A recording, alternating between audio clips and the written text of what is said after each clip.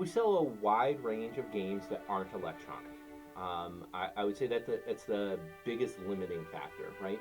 We sell dice games, card games, board games, role playing games, miniature games, comic books. So it's a pretty big array of product.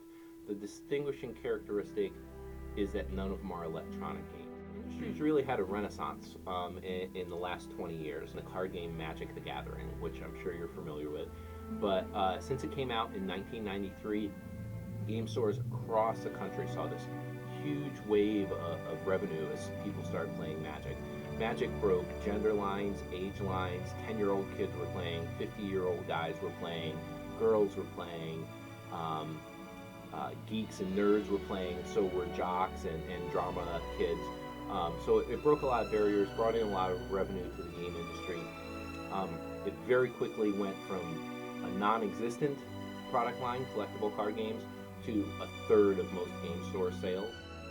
Game stores are kind of a funny thing. It's one of the few retail businesses that is something else as well.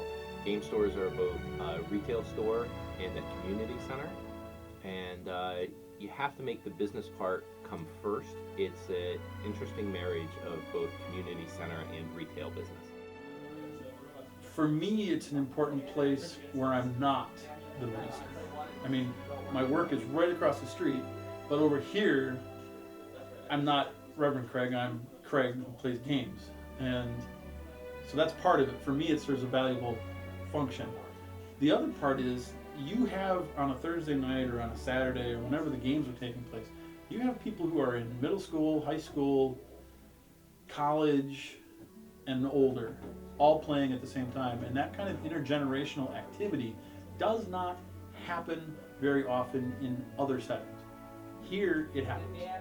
Well, we tried to think a lot about how customers interact with the space. Comic book customers don't want a bunch of stuff that they have to walk through. They want an open space where they can see their comics and they can see the artwork fronted. So we increased the wall space for comic books and created a more open area.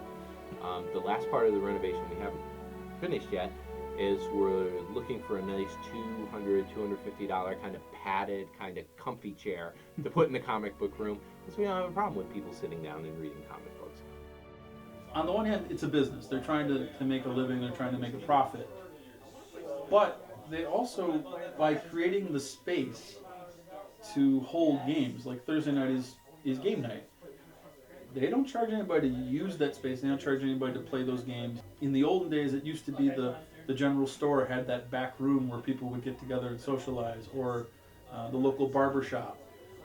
For us, it's the game store. Well, I think we're on the right path. I think it's going to continue to be what it is now, which is a growing business. We want to be this friendly community center where people come out and play, and where we can go and play, right? I opened a business where I can go play games with cool people. But we also want the store to grow financially, and one of our core concepts is if the store is full of people, we're going to find a way to make money. That's got to be a good thing.